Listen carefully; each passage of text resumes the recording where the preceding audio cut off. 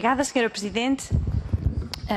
Sra. Doutora, muito obrigada pela sua presença aqui para falarmos um pouco sobre o seu, enfim, sobre a sua indicação, a indicação do seu nome agora para a vice-presidência, enquanto vice-governadora do Banco de Portugal.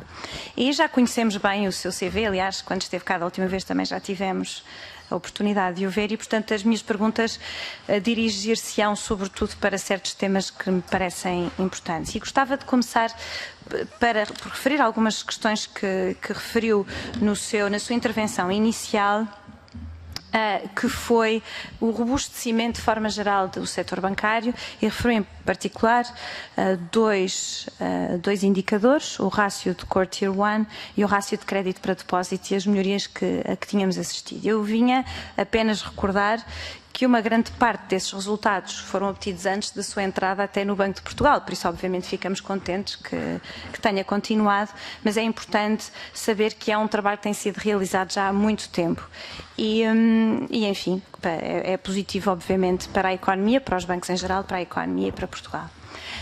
No que diz respeito às soluções que têm sido, eu não vou entrar muito por aqui, mas acho que é útil esclarecer e deixar muito claro que as soluções que têm sido encontradas para alguns bancos, em particular aqueles que foram, enfim, cuja resolução ou solução passou pelo Estado, nós, PSD, temos algumas dúvidas, em particular no que diz respeito à Caixa Geral de Depósitos, mas também há um pouco mais de tempo atrás do que a Caixa Geral de Depósitos, também no que diz respeito ao BANIF e, portanto, isso deixa-nos ainda temos algumas perguntas que ainda não foram respondidas nesses casos e, portanto, temos alguma preocupação relativamente a estas duas situações que, enfim, esperemos que com as comissões de inquérito que ainda existem poderão ser esclarecidos mais tarde. E depois uma pergunta de detalhe, mas poder-me-á responder depois, há uma questão na sua intervenção inicial que eu não compreendi muito bem. Porque falou sobre a limpeza dos NPLs, enfim, dos créditos com fraco desempenho, e se calhar eu percebi mal, mas percebi que os NPLs, o valor total dos NPLs terá diminuído 2 mil milhões, não sei se percebi bem, e que as sociedades não financeiras era 3,5, mas se calhar o que significaria que o das famílias aumentou. Mas se calhar ou fui eu que percebi mal, é ao contrário então. Pronto, mas já me poderá responder, se calhar eu percebi mal essa questão. E então agora gostava de fazer mais perguntas de uma forma mais geral. Primeiro sobre a supervisão. O Governo aparentemente iniciou no princípio deste ano uma ideia de reforma da supervisão em Portugal. Ainda hoje é conhecido que houve aqui um trabalho do PS nesse sentido, uma conferência, e nós não conhecemos os detalhes do que o Governo quer, temos apenas algumas notícias que vão aparecendo e como tem o pelour da supervisão, eu acho que lhe faz sentido para nós perguntar, fazer umas observações e perguntar a sua opinião. E começava por dizer que entre 2012 e 2015 houve já transformações bastante profundas no regime de supervisão. Algumas são recentes, algumas impulsionadas pelo anterior governo, outras pelas autoridades europeias.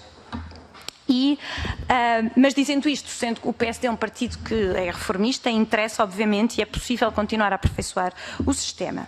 E por isso concordamos consigo inteiramente que temos de começar a nível europeu por completar a União Bancária com o mecanismo de garantia de depósitos. Isso parece-nos fundamental porque sem esse mecanismo os problemas do setor financeiro são tratados a nível europeu, mas depois as consequências recaem sobre os Estados-membros.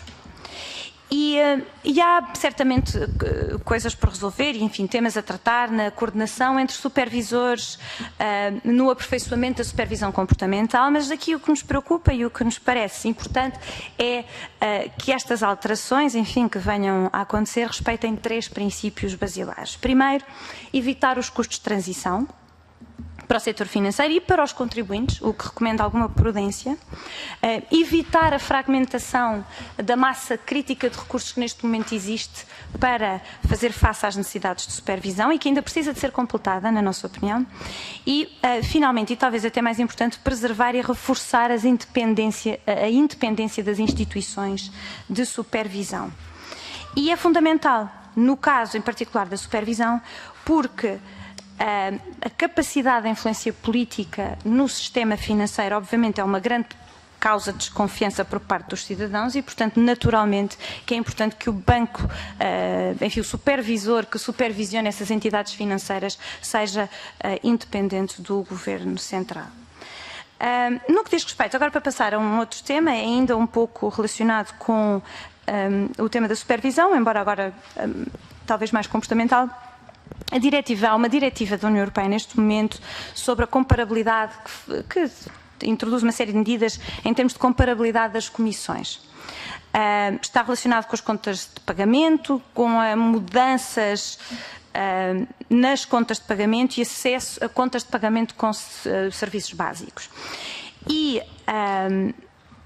ela existe, obviamente, porque é fundamental que os consumidores possam perceber que tipos de comissões é que existem para poder tomar decisões acertadas e também é benefício da concorrência importante que se possa mudar de uma conta para a outra sem haver custos exagerados. O anterior governo já implementou uma série de iniciativas que vão no sentido dessa diretiva e dou apenas 2 exemplos. O primeiro é obrigar os bancos a enviar uma lista das comissões que cada cliente bancário paga. Ora, nós temos informação que isso não tem sido inteiramente respeitado, pelo menos não por todos os bancos, e, portanto, gostava de saber o que é que o Banco de Portugal pode fazer relativamente a isto, porque, por exemplo, eu posso confessar que não recebi. Eles fizeram, deviam-me ter enviado a mim logo, mas não. Também, enfim. E depois tem a questão das contas dos serviços mínimos, que nós introduzimos contas que têm custos muito pequeninos, muito baixos para os consumidores. E gostava de saber se sabe qual é que foi a adesão a essas contas. Agora, preocupa-nos, obviamente, o facto da diretiva estar ainda atrasada e a União Europeia já veio dizer que pondera pôr Portugal em tribunal por causa disto e tendo em consideração a importância e a relevância desta diretiva, que acho que concordará comigo neste aspecto, seria muito relevante para o Governo finalmente transpor esta diretiva. Não sei se já consultou o Banco de Portugal sobre isso ou se não consulta, mas pronto, fica a pergunta. E depois queria falar sobre o crédito mal parado, que é reconhecidamente um problema importante na banca. E, obviamente, para o financiamento da economia. O Primeiro-Ministro tinha inicialmente referido que poderia fazer a criação, poderia criar um veículo para o mal parado já há alguns meses atrás. Depois, afinal, já não era preciso um veículo mal parado, agora é uma plataforma. Nós não sabemos os detalhes da plataforma, parece que é uma medida inócua, com um impacto muito limitado, para a solução, mas enfim, seria importante apurar os detalhes do que será esta plataforma e perceber se implica mais custos para o contribuinte. E aqui gostava de recordar que ainda ontem, aqui ao lado em Sintra, o Presidente do BCE, Mário Draghi, em resposta a uma pergunta, disse que era muito importante minimizar os custos para os contribuintes das crises bancárias. Eu gostava de deixar este repto, que idealmente os contribuintes portugueses, na nossa opinião, já pagaram mais do que suficientemente a situação da banca e neste momento seria ótimo que não continuasse a pagar. E finalmente, e para terminar, Sra. Presidente, uma questão sobre a comunicação, isto mais talvez relacionado menos com temas sobre a banca em Portugal, mas mais relacionado com a sua própria posição e sobre o trabalho que vai efetuar nos próximos anos, enfim, para o qual está indicada, que é o facto, nós temos observado que tem feito em várias sedes comunicações sobre temas muito diversificados dos seus pelouros que estão referidos no Banco de Portugal e outros, e esta questão para nós agora é importante porque estando indicada para vice-presidente do Banco de Portugal.